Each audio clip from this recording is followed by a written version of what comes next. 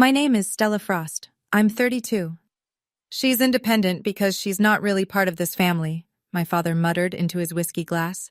And then, when my uncle asked what he meant, he looked straight at me and said it louder. I'm done pretending. She's not my daughter. 31 guests. Thanksgiving dinner. My grandmother's house. That was last November. My stepmother was already holding a tissue before he even opened his mouth. I didn't notice that detail until later. What I noticed was the silence, and then the chaos. A fork dropping. My 7-year-old cousin asking, "Why is Uncle Richard yelling?" 2 aunts standing up to clear plates because they didn't know what else to do. But what none of them knew, what my stepmother had spent 2 years making sure no one would ever find, was sitting inside a dusty shoebox in the hallway closet, 10 feet from where I sat. My grandmother had put it there before she died. She told me once, "Don't go looking for trouble. But if trouble comes to you, that's where your answer is." Before I go on, please take a moment to like and subscribe, but only if you genuinely connect with this story. Drop your location and local time in the comments. I'd love to know where you're listening from. Now let me take you back 19 years, to the week my mother was buried, and the first time everything started to change. I was 13 when we buried my mother. Ovarian cancer. 8 months from diagnosis to funeral. I remember standing at the edge of the casket in a black dress my mother had picked out for my 8th grade dance because nobody thought to buy me something for a funeral. My father stood 3 feet to my left. He didn't reach for my hand. He didn't look at me. He stared at the coffin like it owed him something. My grandmother Eleanor was the one who held me. She pressed my head into her wool coat and whispered, "Breathe, sweetheart. Just breathe." Her hands smelled like lavender and cold cream. I held on to her until the cemetery workers told us it was time to leave. 4 months later, my father brought a woman home. "This is Diane he said. "A friend from work." Diane had a daughter, Lauren, 9 years old, blonde curls, front teeth still coming in. She smiled at me like we were going to be best friends. My father picked Lauren up and carried her to the car. He hadn't carried me since I was 8. Within 6 weeks, Diane moved in. Within 8, my bedroom on the 2nd floor, the one with the window that looked out over the maple tree my mother planted, became Lauren's. "She's younger," Diane explained, folding Lauren's pink comforter onto my old bed. "She needs the sunlight." I moved to the basement. Concrete walls. 1 window at ceiling height. I taped my honor roll certificate next to the light switch because there was nowhere else to put it. My grandmother came to visit that October. She walked through the house slowly, looking at everything. When she saw the basement, she stood in the doorway for a long time. Then she looked at me and said, very quietly, "Remember, this is my house. Nobody's pushing you out of it." I didn't understand what she meant. Not then. I was 15 the first time I heard it. Late on a Tuesday, school project kept me up past 11. I padded upstairs for water and stopped at the kitchen doorway because the light was on, and Diane's voice was low, careful, the voice she used when she wanted something. "Have you ever really looked at her, Richard?" My father was sitting at the table, beer in front of him, tie still on. "She doesn't have your jaw. She doesn't have your eyes." Silence. Just the refrigerator humming. "Margaret was lonely those years you traveled for work. You were gone 3-4 weeks at a time. A woman gets lonely, Richard." My mother's name in Diane's mouth sounded wrong, like a stranger wearing her clothes. My father said nothing. He didn't defend my mother. He didn't defend me.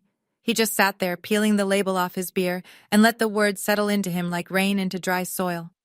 From that night on, he stopped looking me in the eyes. I didn't know why. I thought I'd done something. I thought maybe I reminded him too much of Mom, that seeing my face hurt him. So I tried harder. Cooked dinner 3 nights a week, kept my grades perfect, cleaned the kitchen without being asked, volunteered for every errand nobody wanted. None of it worked. And Diane kept planting. Not to me, never to my face. She whispered to aunts at cookouts, dropped hints at Christmas. Always indirect, always deniable. Richard's been having such a hard time. He looks at Stella and just shuts down. I try to help, but it's not my place. She never said the words out loud. She didn't have to. She built the story like weather. Slow, steady, impossible to point at, but impossible to ignore. That Christmas, Lauren had 12 gifts under the tree. I had one, a scarf. The tag said from Dad, but the handwriting was Diane's. When I was 18, I asked my father for help with college. We were on the porch, a Sunday. He was reading the paper. I'd rehearsed the conversation 6 times in the basement mirror. Dad, I got into the nursing program at UConn. I was wondering if— I'll think about it, he said. Didn't look up. 1 week later, Diane announced at dinner that Lauren would be attending Whitfield Academy, a private prep school 40 minutes north. Full tuition, uniforms, a new laptop for orientation. My father smiled at Lauren across the table. You're going to do great, kiddo. I never got an answer about UConn. The silence was the answer. I took out federal loans, worked the cafeteria morning shift and the library closing shift, studied in between. 4 years of nursing school, and my father called me 3 times. Each call was the same question. When are you graduating? Not because he wanted to attend, because Diane wanted to know when I'd be fully out of the house. Graduation day, May 2015. I walked across the stage in a white coat. My father wasn't there. He and Diane had flown to Florida for Lauren's high school graduation the same week. They chose hers. But in the 3rd row, dead center, clapping louder than anyone in the auditorium, my grandmother. Afterward, she took me to lunch. Grilled cheese and tomato soup at the diner she'd been going to for 40 years. She slid a small box across the table. Inside was a gold pendant necklace. Simple, delicate, warm from her pocket. This was your mother's, she said. Wear it close. I've worn it every day since. I didn't know then that there was a tiny folded note hidden inside the pendant's locket clasp. I wouldn't learn about that for another 4 years, when my grandmother sat me down and told me the truth about everything. My grandmother died on a Thursday in March, 2 years before the Thanksgiving that changed everything. I found out 2 days late. My phone rang Saturday morning, Aunt Ruth, voice shaking. Honey, Eleanor passed Thursday night, peacefully, in her sleep. When's the funeral? Silence. Then, it was yesterday, Stella. I drove 6 hours. When I got to the house, my grandmother's house, the one she'd lived in for 51 years, the one where 3 generations of Frosts had eaten Sunday dinners, the funeral flowers were already wilting on the porch. Diane opened the door.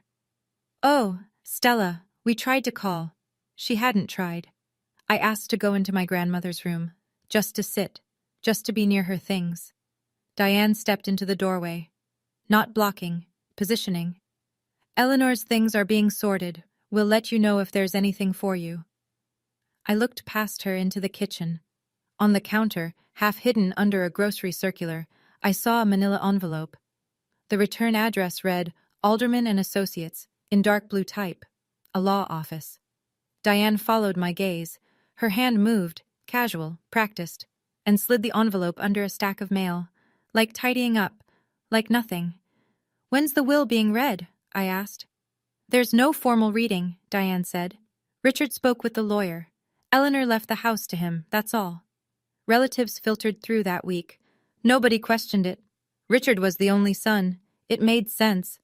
But driving home, I kept hearing my grandmother's voice from years ago, standing in that basement doorway. This is my house. I passed the hallway closet on my way out. My hand touched the doorknob, held it for a second. Then I let go. I thought my grandmother was gone. I thought whatever she'd been keeping didn't matter anymore. I was wrong about that too. I need to go back 3 years before my grandmother died, to 2019, to the day she told me the truth.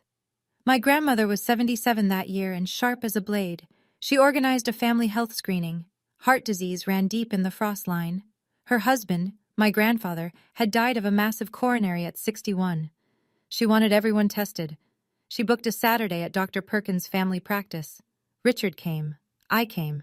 Aunt Ruth drove up from Hartford. A few cousins. We all gave blood and saliva samples for a cardiac risk panel. Richard signed his consent form between bites of a donut from the waiting room. Routine. Uneventful. 2 weeks later, my grandmother asked me to come to her house. Alone.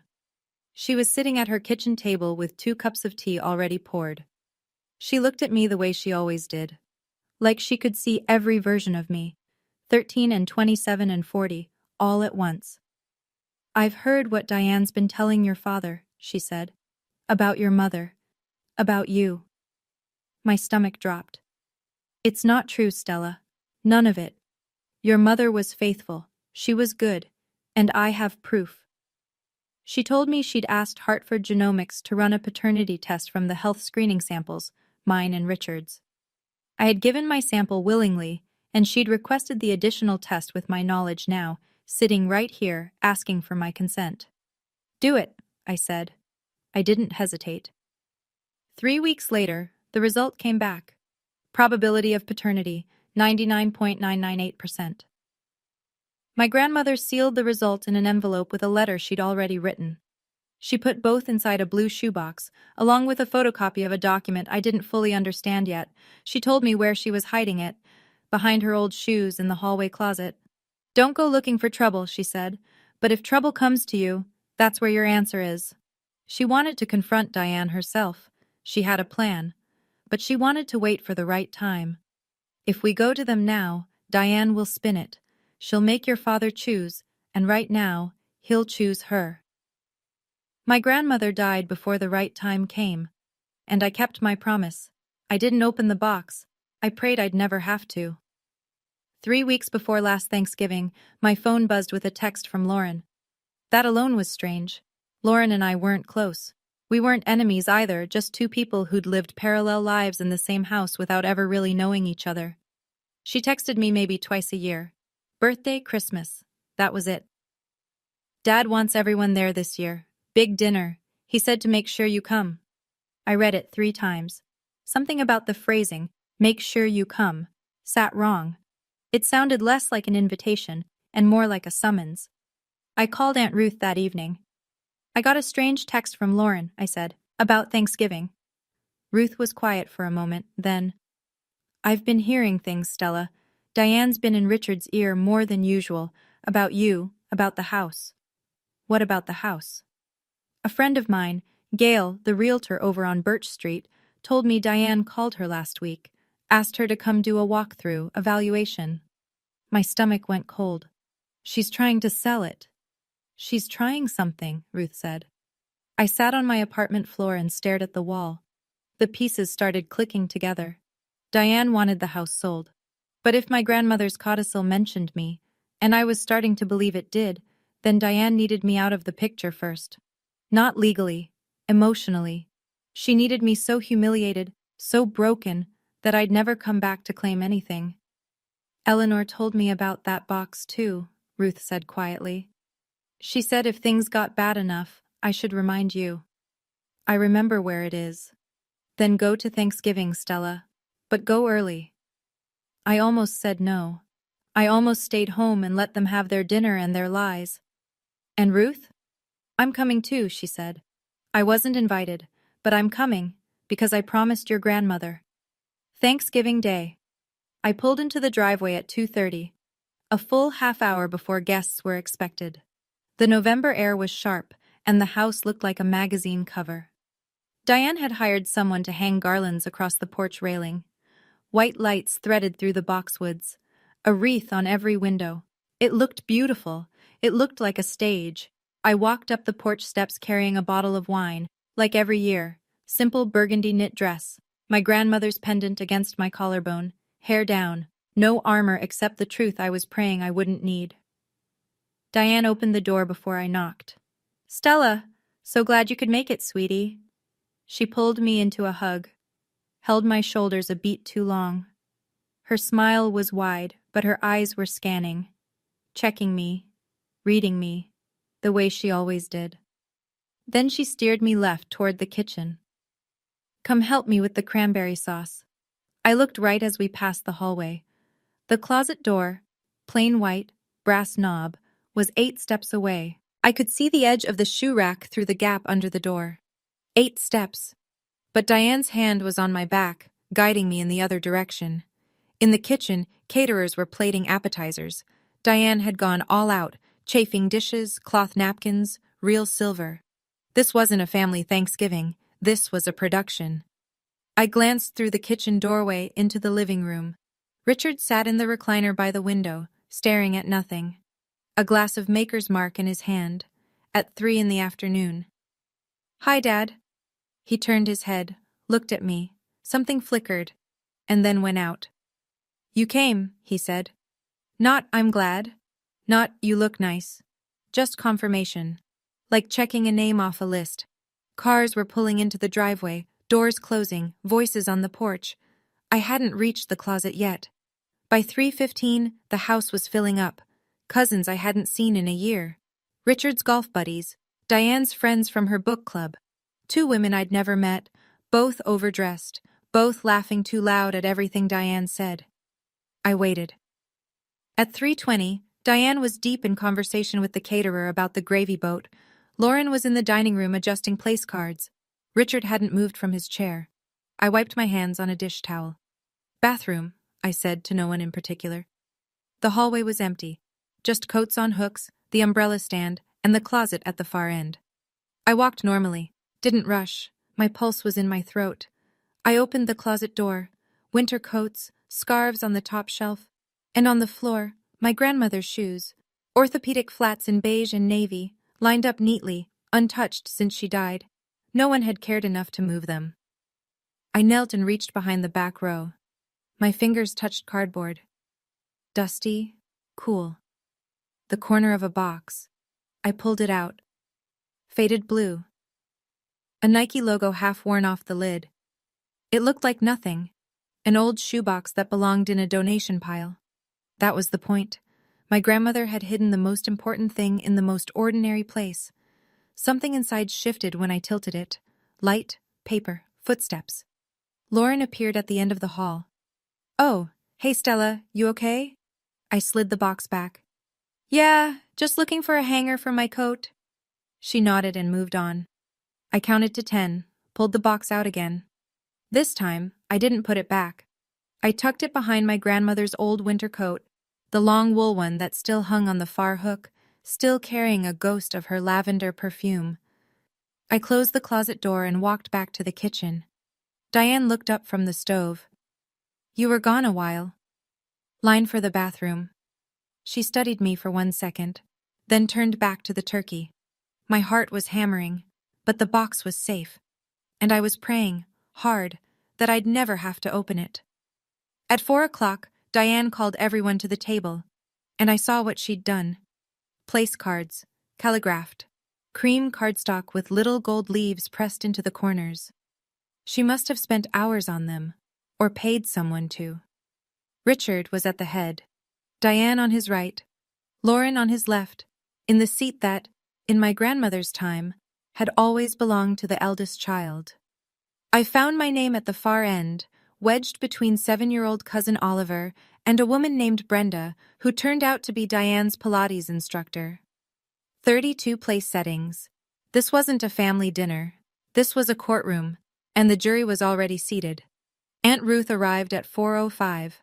I heard the front door open and Diane's voice go sharp for exactly 1 second before resetting to hostess mode. "Ruth, what a surprise!" "I'm sure it is," Ruth said. She was already pulling a chair from the hall closet area and wedging it between 2 cousins near the middle of the table. Nobody argued. You didn't argue with Ruth Calloway. She was 78, 5'2", and had a gaze that could stop traffic. Richard stood to say grace. He cleared his throat and gripped the back of his chair. "This house has been in our family for 3 generations. Mom would have wanted us all here." He paused. His eyes moved down the table, passed over me, and kept going. "Everyone who belongs here." I felt Ruth's eyes on me from 6 chairs away. Under the table, Diane's hand moved to Richard's forearm. A small squeeze. A nod so slight you'd miss it if you weren't watching. I was watching. Richard reached for his glass. His 4th whiskey. It wasn't even 4:30. Pastor Thompson, seated to Diane's right, special guest, folded his hands and bowed his head. Everyone bowed theirs. I didn't. I was looking at the hallway closet door. The turkey was carved. Plates were full. The noise of 32 people eating and talking settled over the table like a warm fog. For 45 minutes, nothing happened. Diane told a long story about Lauren's promotion. Regional manager at 23, the youngest in her company's history. Everyone clapped. Richard beamed. Then someone's wife, Carol, I think, married to Cousin Dennis, turned to me from across the table. "What about you, Stella? How's the hospital?" Before I could answer, Diane leaned in, sweet, helpful. "Oh, Stella keeps to herself. She's always been independent." She said the word like it meant something else. "I'm fine, thank you," I said. "ER keeps me busy." The conversation moved on, for about 3 minutes. Uncle Gary, 2 beers deep, looked at my father from across the table. "Richard, you all right? You look like you've got something on your mind." My father stared at his plate. "I'm fine." Diane put her hand on his arm. She leaned close, but her whisper carried the way whispers do in quiet rooms, perfectly audible to anyone paying attention. "It's okay, honey. You don't have to carry it alone tonight." I felt my spine straighten. Ruth set her fork down. "Let the man eat in peace." Diane looked at Ruth the way a cat looks at a closed door. "Ruth, this is a family matter. I am family." 3 seconds of silence. The kind where everyone suddenly becomes very interested in their mashed potatoes. Then Richard picked up his whiskey glass and drained it. He set it down hard. The sound cut through the table noise like a gunshot. Every head turned. He pushed his chair back, and he stood up. My father stood at the head of the table with both hands flat on the wood, the way a man stands when he's trying to keep himself upright. Someone's wife said, "Richard, sit down. Have some pie." He didn't sit. "I've been carrying something a long time," he said. His voice was thick, unsteady, whiskey and 18 years of Diane's voice in his ear. "She's independent because she's not really part of this family." The words landed like a slap.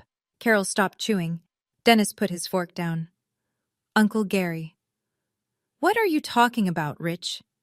My father looked at me, right at me, and I saw it. A flicker. Just for a half second. The father I remembered from before. The one who used to carry me on his shoulders through the apple orchard.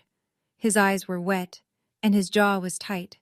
And I could see he knew, somewhere deep, that what he was about to say was wrong. He said it anyway. "I'm done pretending. She's not my daughter. Margaret wasn't faithful. I've known for years." The room cracked open.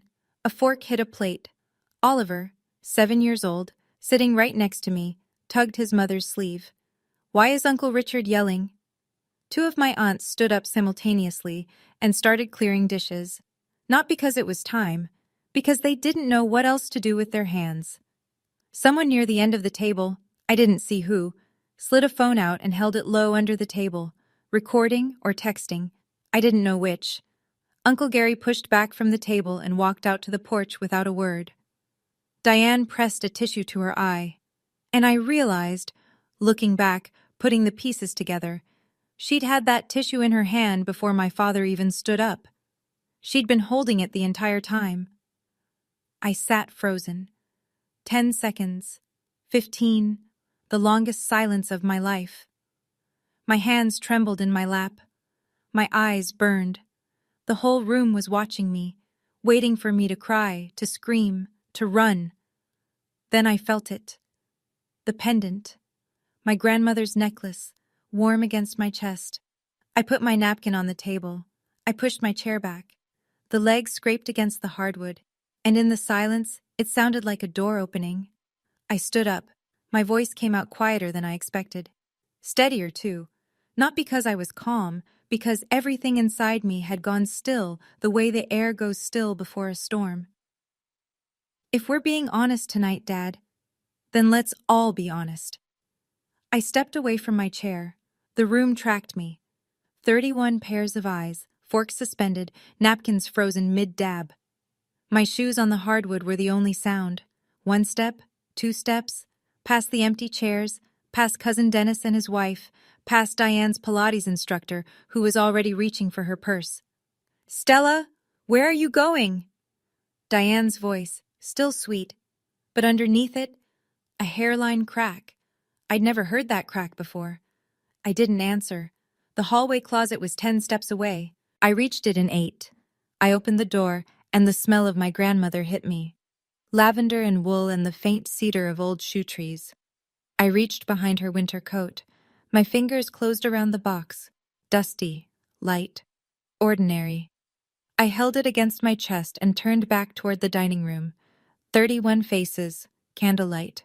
The turkey half carved in the center of the table like some absurd centerpiece for the worst night of my life. Diane was standing now. What is that? No sweetness left. Her voice had gone flat, hard, and her eyes, fixed on the blue shoebox, went wide. She recognized it. I could see it. 2 years she'd spent searching this house after my grandmother died. Every drawer, every shelf, every closet. She'd found nothing because she'd been looking for something important, and my grandmother had hidden it inside something ordinary. Ruth spoke from her chair, voice low and even, the way she'd spoken to misbehaving students for 40 years. Diane, sit down. Diane didn't sit, but she didn't move forward either. I set the box on the table, between the cranberry sauce and the candles. I lifted the lid.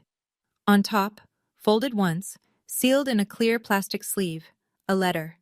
My grandmother's handwriting. Shaky, unmistakable. Diane moved fast, not toward the box, toward the audience. She turned to the room with both palms up, tears already streaming. The performance was instant, seamless, like she'd rehearsed it in a mirror. This is exactly what I told Richard. She came here with a plan. Her voice climbed. She has been jealous of Lauren since day one. She can't stand that this family moved on without her. She pressed the tissue to her throat, a gesture of delicacy, of suffering.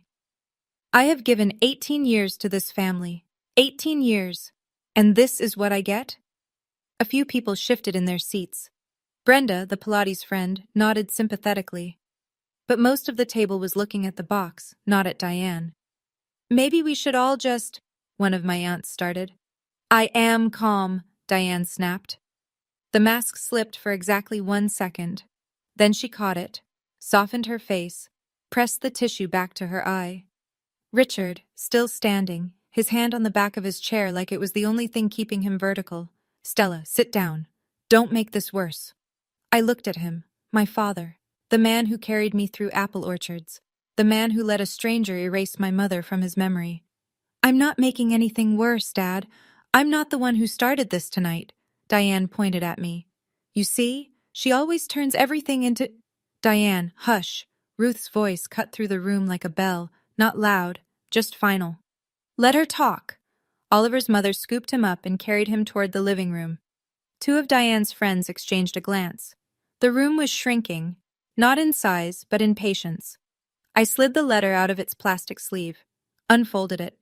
My grandmother's handwriting blurred for a second because my eyes were wet, and I blinked hard until it steadied. I began to read. Dear Stella. My voice cracked on her name. I swallowed, started again. Dear Stella. If you're reading this, it means things have gotten bad enough. I'm sorry I couldn't fix this while I was alive. I tried. But Diane is patient, and your father is weak. A sound came from the other end of the table. Someone, I think it was Aunt Carol, inhaled sharply. Your mother Margaret loved your father until the day she closed her eyes. She was faithful. She was good. The things Diane has been whispering about her. I heard them. All of them. I had to stop. Breathe. The words were my grandmother's. But the anger behind them was mine too. Anger for my mother, who couldn't defend herself. Who had been dead for 19 years and was still being called a liar by a woman who'd never met her. And I will not let a dead woman be slandered in her own home. Marcus, my cousin, leaned back in his chair and covered his mouth with his hand. In this box, I left what I could gather. Not for revenge, Stella. For the truth. Because the truth is the only thing that can't be taken from you. I set the letter down. My hands were trembling. The room was so quiet I could hear the candles flicker. Richard's voice, thin. Mom was confused at the end. She didn't know what she was... Ruth cut him off without raising her voice. Eleanor was sharper at 80 than most people in this room, Richard. Including you. Diane, arms crossed. An old woman's ramblings. This proves nothing. Ruth looked at me, steady, certain, the same way my grandmother used to look at me. There's more in that box, Stella. Keep going. I reached into the box and pulled out the second envelope. It was manila, yellowed at the edges. The Hartford Genomics logo was printed in the upper left corner. A double helix in blue ink, slightly faded, My grandmother's handwriting across the front. For the truth. Eleanor, 2019. In 2019, I said, my grandmother organized a family health screening. Heart disease runs in the Frosts. Grandpa died of a coronary at 61. She wanted everyone tested. I looked at my father. Dad, you gave a blood sample. So did I. We all signed consent forms at Dr. Perkins' office. Richard's brow furrowed. He remembered. Grandma asked the lab to run a paternity test from those same samples. She told me. I agreed. I opened the envelope, pulled out a single sheet, held it where the candlelight could catch it. Probability of paternity, I read. 99.998%. The room didn't gasp.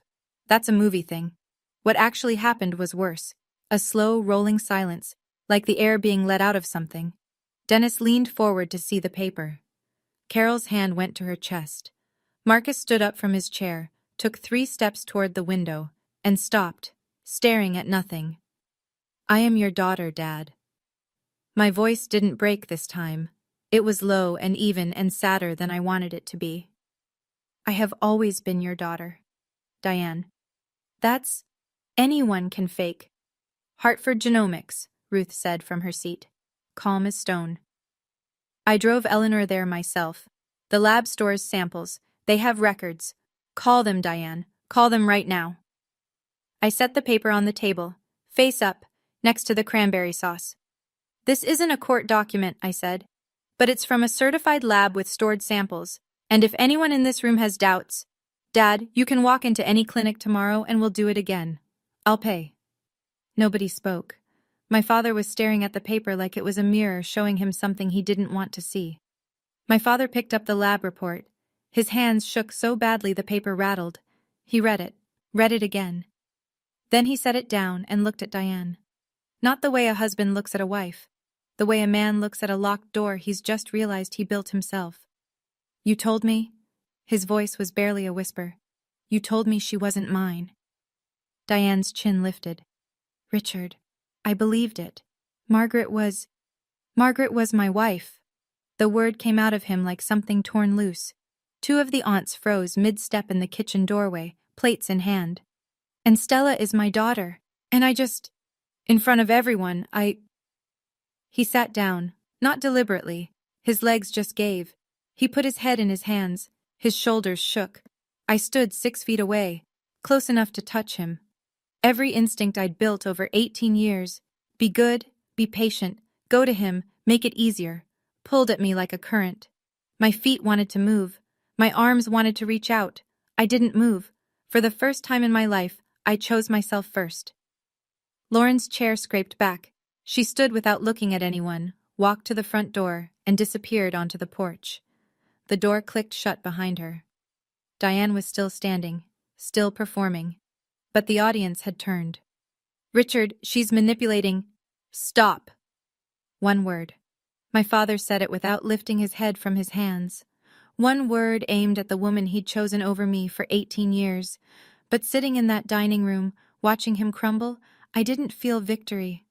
I felt the weight of all the years that word came too late. 18 years too late for one syllable.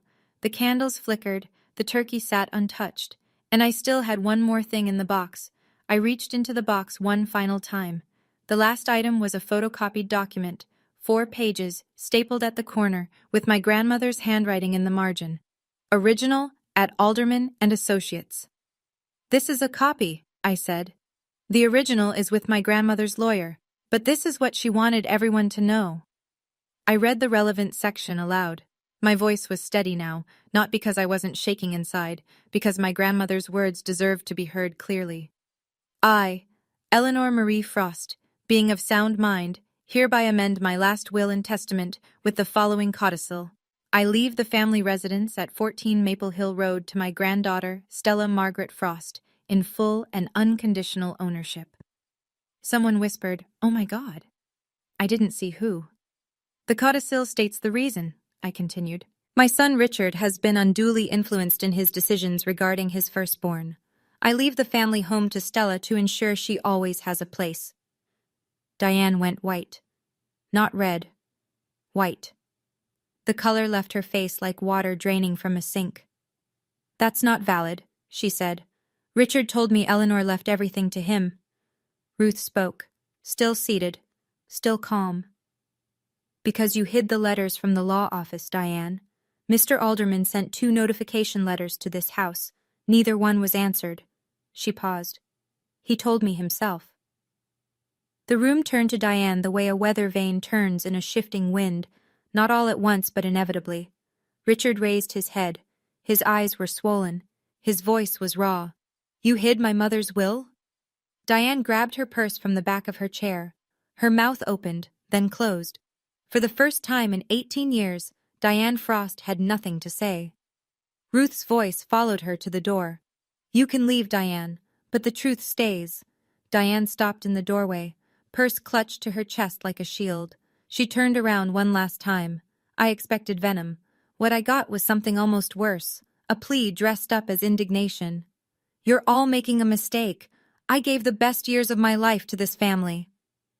Marcus, who had been standing by the window with his arms crossed since the DNA result, shook his head slowly. Diane, come on. 3 words, but the tiredness in his voice, the disappointment, carried more weight than any speech. One of my aunts picked up a serving dish and walked into the kitchen without looking at Diane. Another followed. Not dramatic, not confrontational, just done. The way Midwestern women end things, by quietly refusing to be in the same room. Diane looked at Richard. Are you coming? He was still in his chair, still holding the lab report. He didn't look up. I need a minute. Richard, he said nothing. Diane left. Her heels clicked down the front steps. A car door slammed. The engine turned over. Gravel crunched as she backed out of the driveway. And then it was quiet. 30 people in a dining room, candles burning low, food going cold. Nobody knew what to do next because there's no etiquette book for this, no chapter titled, What to Serve After Your Stepmother's Lies Collapse at the Dinner Table. Pastor Thompson folded his napkin neatly. I think the family could use some space, he said, and a few of Diane's friends and the golf buddies murmured agreement, collecting coats, saying soft goodbyes. I stepped out onto the porch for air, and that's where I found Lauren. She was sitting on the top step, elbows on her knees, staring at the driveway where her mother's taillights had just disappeared. She wasn't crying for Diane, I could tell. She was crying for the thing underneath, the realization that the life she'd been living, the family she thought she had been built on a foundation her mother had been pouring poison into for 18 years, and the foundation had just cracked. By 7 o'clock the house was nearly empty. A few relatives lingered in the kitchen, wrapping leftovers in foil, speaking in low voices.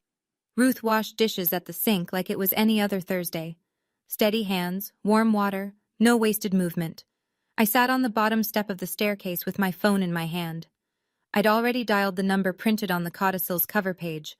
Gerald Alderman, attorney at law. It rang 4 times. Voicemail.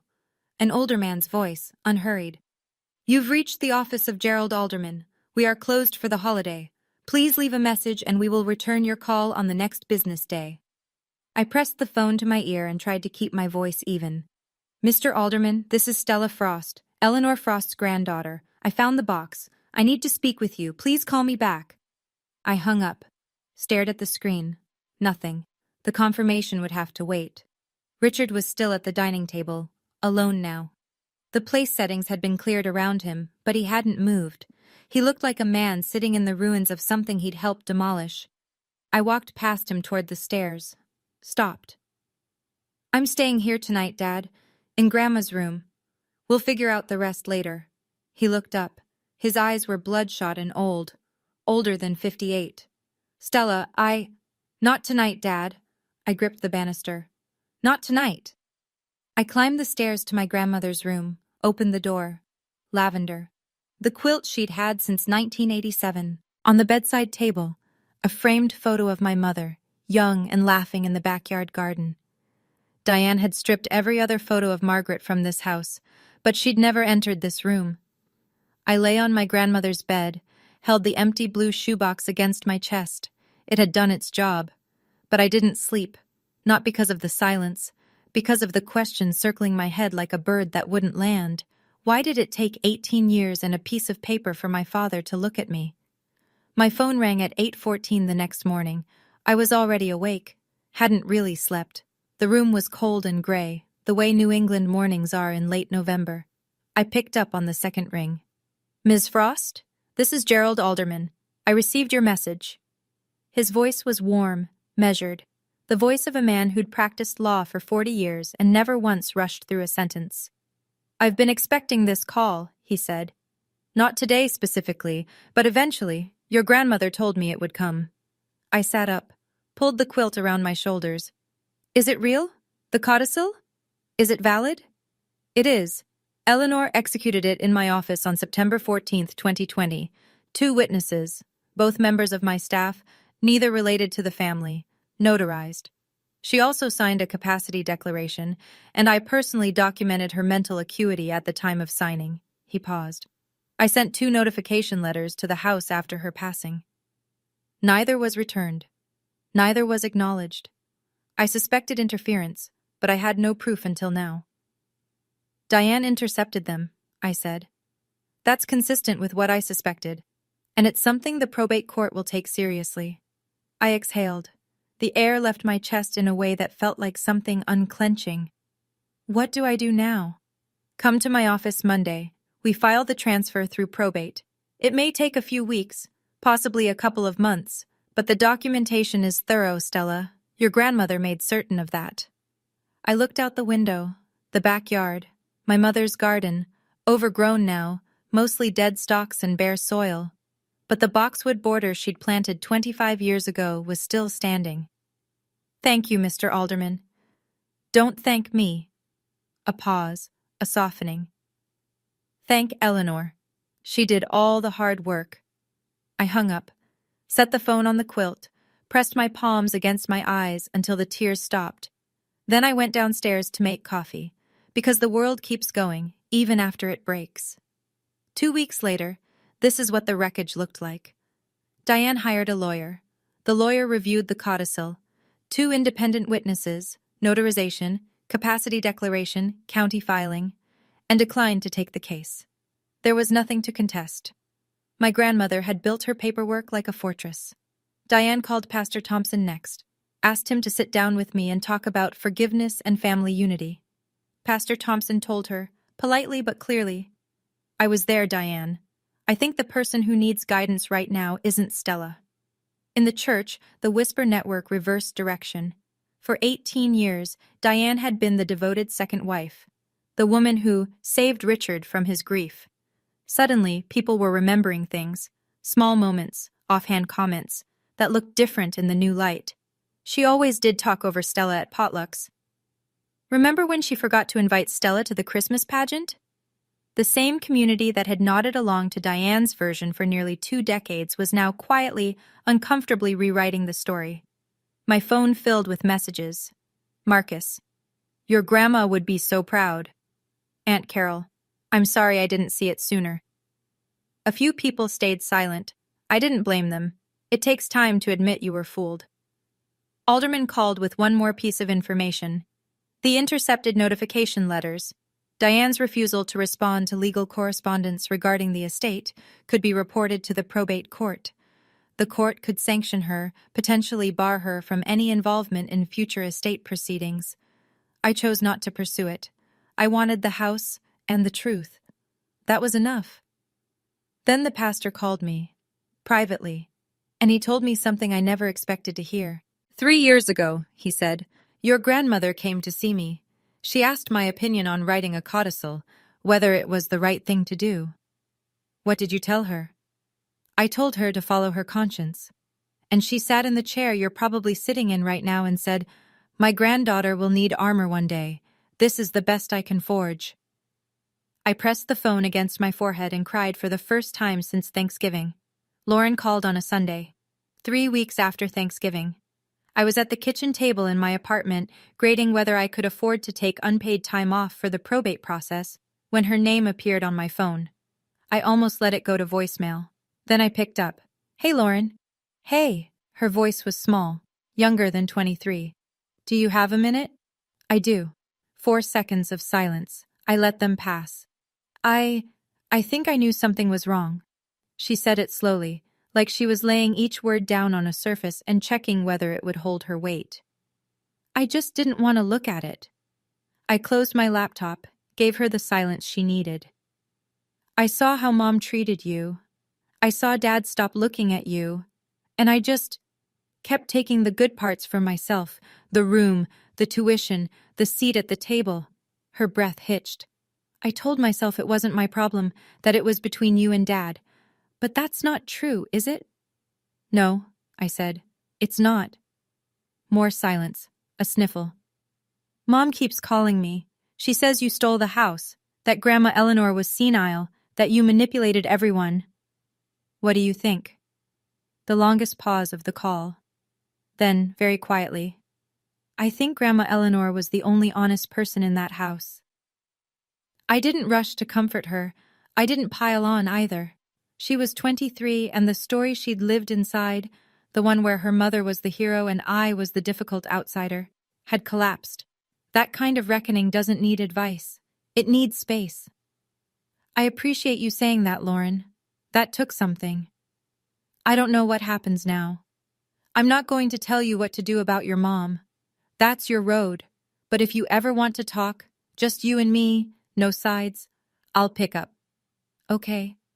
Okay. We hung up. It was the shortest and most honest conversation we'd ever had.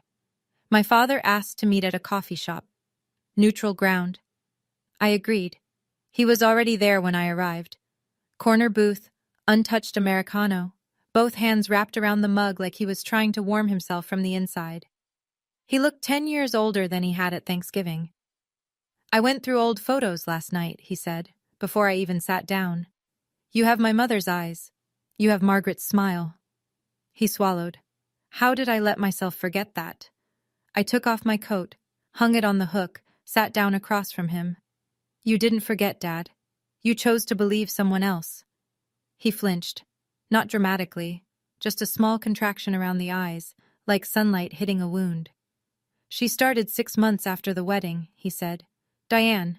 She told me she'd found old messages in Margaret's phone. Said she didn't want to hurt me, but she thought I deserved to know. He stared into his coffee. Margaret was gone. She couldn't tell me it wasn't true. There it was. The cruelest part of Diane's entire strategy. She'd attacked someone who couldn't fight back. You could have done a DNA test any time in 18 years, Dad. $100, 3 days. I was afraid. You weren't afraid the answer would prove her right. I kept my voice level. I owed him that. You were afraid it would prove her wrong, because then you'd have to face what you did to me. The coffee shop hummed around us. A blender, a laugh, normal life, carrying on. I'm sorry, Stella. I'm not ready to forgive you yet, Dad. Maybe someday. But not because you say sorry today, because you actually change. He nodded. He didn't argue. That was something. The house is mine now. Grandma made sure of it. I'm not selling it. I'm not kicking you out. I zipped my coat. But Diane's lies are not welcome in that house anymore. And if you want to be in my life, you have to earn it, starting now. I left money for both coffees on the table, walked to the door, didn't look back, not out of cruelty, out of self-preservation. Because if I'd turned around and seen him crying, I might have sat back down and started the whole cycle again. And I was done with that cycle. 1 month after Thanksgiving, the probate paperwork was moving. Alderman said everything was straightforward. A few more weeks, maybe 2 months, and the title transfer would be final. In the meantime, I'd started coming to the house on weekends, not to claim it, to remember it.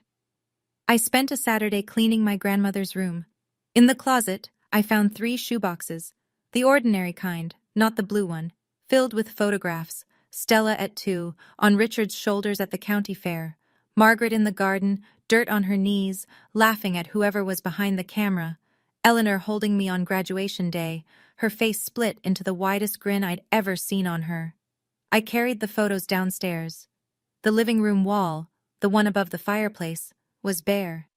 Diane had replaced every family photo with her own choices years ago, landscapes, generic prints, nothing with a face. I hung Margaret's photo first, center of the wall. My mother, 30 years old, standing in the backyard with sunlight in her hair. Then Eleanor beside her. Two women who loved me when the world made it hard to. I called Ruth from the kitchen. Thank you, Aunt Ruth, for keeping your promise. Oh, hush. Her voice cracked anyway. She'd be so proud, sweetheart. You didn't just stand up for yourself. You stood up for Margaret, too. Richard was still in the house, sleeping on the ground floor. Stella's condition. Diane does not set foot in this home. He'd agreed without argument. He'd started seeing a therapist. Pastor Thompson had made the referral. Whether it would change anything, I didn't know. That was his road. I sat on the porch that evening.